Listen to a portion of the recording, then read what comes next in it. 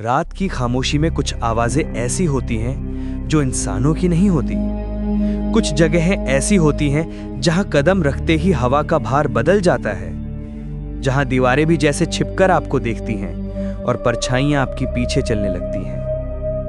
कहते हैं हर गांव, हर शहर में एक ऐसी हवेली होती है जो अपने अंदर आने वाले को वापस नहीं जाने देती। आज की कहानी भी ऐसी ही एक शापित हवेली की है, जहां अंधेरा सिर्फ अंधेरा नहीं बल्कि किसी का इंतजार है। एक लड़के ने उस हवेली का सच जानने की कोशिश की, पर उसे नहीं पता था कि कुछ दरवाजे खुलने के लिए नहीं, किसी को कैद करने के लिए बने होते हैं। अब अगर आप हिम्मत रखते हैं तो आगे की कहानी सुनिए। एक बार की बात है, पहाड़ों के बीच बसा एक छोटा सा गांव था जिसका नाम खड़ाना था। गांव के कोने पर एक पुरानी टूटी फूटी हवेली खड़ी थी, जिसके बारे में लोग कहते थे कि वहां रात को कोई चलता है पर दिखाई नहीं देता।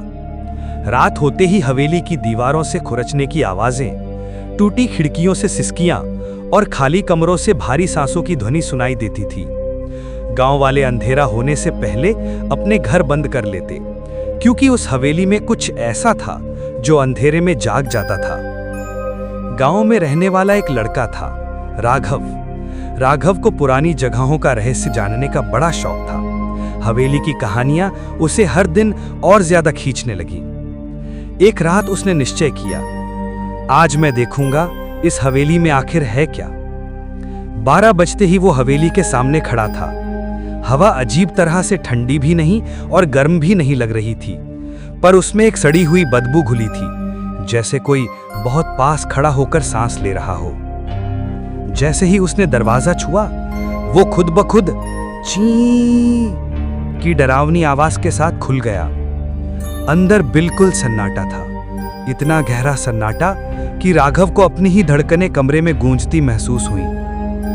अचानक ऊपर की मंजिल से धड़ धड़ धड़ कदमों की भारी आवाज आई। राघव ने कांपते हुए ऊपर देखा और उसे लगा जैसे किसी ने अभी अभी सीढ़ियों के कोने से धीरे धीरे, बहुत धीरे अपना सर बाहर झांककर उसे देखा हो। उसके शरीर में झुरझुरी दौड़ गई, पर उसी क्षण उसके पीछे से किसी ने बहुत धीमी टूटी हुई आवाज में कहा, रुक मत, मैं तेरे पीछे ही हूं। और राघव ने महसूस किया कि कोई ठंडी सांस उसकी गर्दन को छू रही है। हवेली का दरवाजा जोर से धड़ाम की आवाज के साथ बंद होते ही राघव का दिल जैसे उसके कानों में धड़कने लगा। सीढ़ियों पर आती आवाजें अब और साफ होने लगीं, ठक ठक ठक। लेकिन उन कदमों में एक अजीब सी घिसटने वाली ध्वनि थी, जैसे कोई अपने पैरों को घसीटते हुए नीचे उतर रहा हो। राघव ने कांपती सांसों के साथ ऊपर देखा। सीढ़ियों की टूट चुकी रेलिंग के पीछे से काले गंदे बालों का एक गुच्छा नीचे लटक रहा था, और उसके बीचों बीच से एक भूरे रंग की आंख उसे बिना पलक झपकाए देख रही थी। राघव के पैरों में डर से जैसे जान ही नहीं बची थी। वो धीरे धीरे पीछे हटने लगा, लेकिन तभी पीछे वाले कमरे से कर कर कर करती आवाज आने लगी, जैसे कोई पुरानी लकड़ी की अलमारी अपने आप खुल रही हो। कमरा अंधेरे में डूबा था। राघव को बस इतना दिखाई दिया कि अलमारी के अंदर से 2 हड्डी जैसी सफेद उंगलियां बाहर की तरफ सरक रही थी, धीरे धीरे, और फिर पूरी तरह बाहर झांक गईं। उसी पल ऊपर से भयावह चीख गूंजी, ऐसी चीख जो इंसानी नहीं लगती थी। चीख सुनते ही हवेली की दीवारों पर टंगे सारे पुराने पर्दे हवा के बिना ही तेजी से हिलने लगे, और कमरे के कोने में रखा लैंप एक झटके से खुद ब खुद बुझ गया। अब पूरा घर अंधेरे में डूब चुका था। राघव ने किसी तरह अपने मोबाइल की टॉर्च ऑन करने की कोशिश की। जैसे ही रोशनी जली, उसने अपने सामने देखा। दीवार पर काले कोयले से बड़े बड़े अक्षरों में लिखा था, तू अंदर क्यों आया?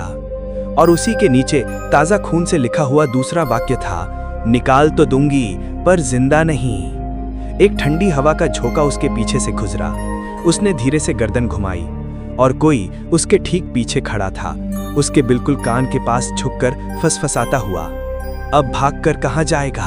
राघव ने जैसे ही उस फुसफुसाती आवाज को सुना, उसकी सांस एक पल के लिए रुक गई। उसने धीरे धीरे पीछे मुड़कर देखा, पर वहां कोई नहीं था।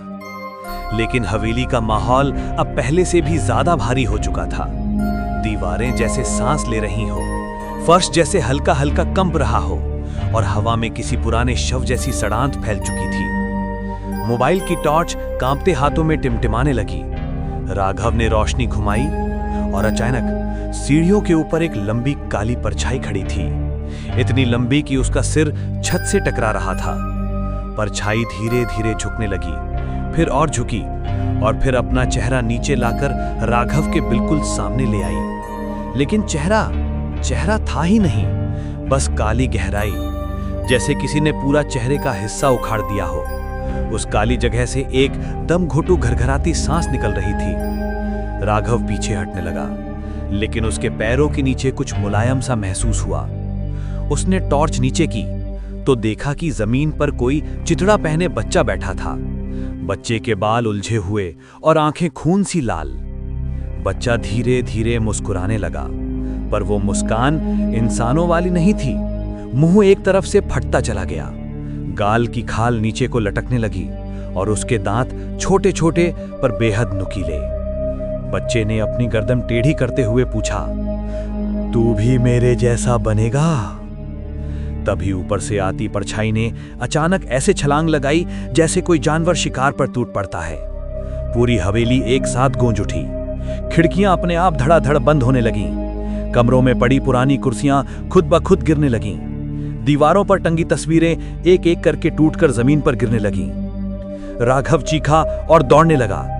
जो भी रास्ता मिला वही भागा, पर हर कमरे का रास्ता उसे उसी जगह वापस ले आता था, जैसे हवेली अंदर से जिंदा हो और उसे बाहर निकलने न देना चाहती हो। आखिरकार वो एक बड़े हॉल में पहुंचा, जहां बीचों बीच एक पुरानी लकड़ी की झूला कुर्सी रखी थी। वो अपने आप आगे पीछे झूल रही थी और उस झूले पर कोई बैठा था। लंबी सफेद चुन्नी, बहुत पुराने गहने और बाल जो जमीन तक फैल रहे थे। उसने धीरे धीरे अपना सिर उठाया और उसके आंखों में एक ही बात थी, नफरत। उसकी आवाज पूरे हॉल में गूंजी, अब तू मेरा है। हॉल में बैठी उस औरत ने जैसे ही कहा, अब तू मेरा है, राघव का पूरा शरीर सुन्न पड़ गया। उसकी टॉर्च अपने आप बंद हो गई और चारों तरफ गहरी गहरी काली धुंध फैलने लगी।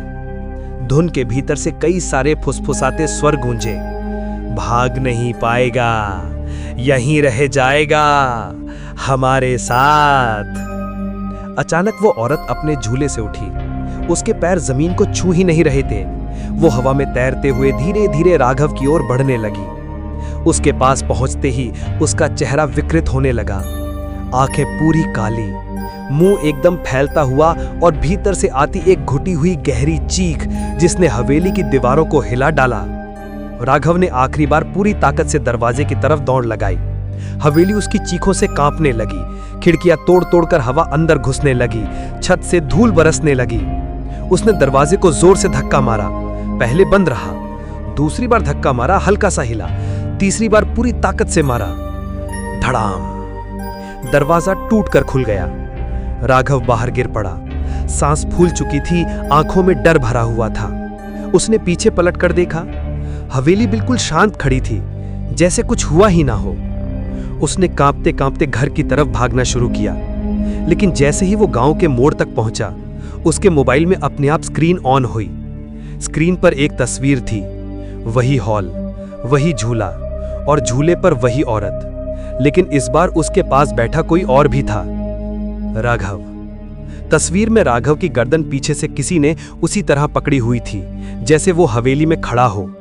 मोबाइल में देर से आई एक आवाज गूंजी, बाहर तो निकल गया पर मुझसे बचा कहां। स्क्रीन अपने आप बंद हो गई और अगले दिन सुबह गांव वालों ने हवेली के गेट पर एक चीज पड़ी देखी, राघव का फोन।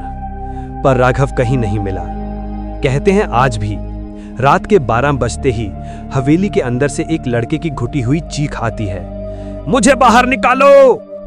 लेकिन कोई नहीं जाता, क्योंकि सब जानते हैं जो एक बार उस हवेली में खो जाए वो वापस नहीं आता। कुछ कहानियां खत्म होकर भी खत्म नहीं होती, क्योंकि उनका डर उन दीवारों में नहीं बल्कि उन लोगों में बस जाता है जो कहानी सुनते हैं। कहते हैं उस हवेली की रातों में अब भी धीमी सी किसी के भागने की आवाज आती है, जैसे कोई आज भी बाहर निकलने की कोशिश कर रहा हो। और अगर कभी तुम्हारे मोबाइल अचानक कोई पुरानी तस्वीर खुल जाए या आधी रात को किसी की परछाई तुम्हारी स्क्रीन पर दिख जाए। अगर रात को तुम्हें किसी के फुसफुसाने की आवाज सुनाई दे तो डरना मत, शायद वो राघव ही हो। कहानी सुनने के लिए धन्यवाद। अब अगर नींद आए तो लाइट बंद करके मत सोना।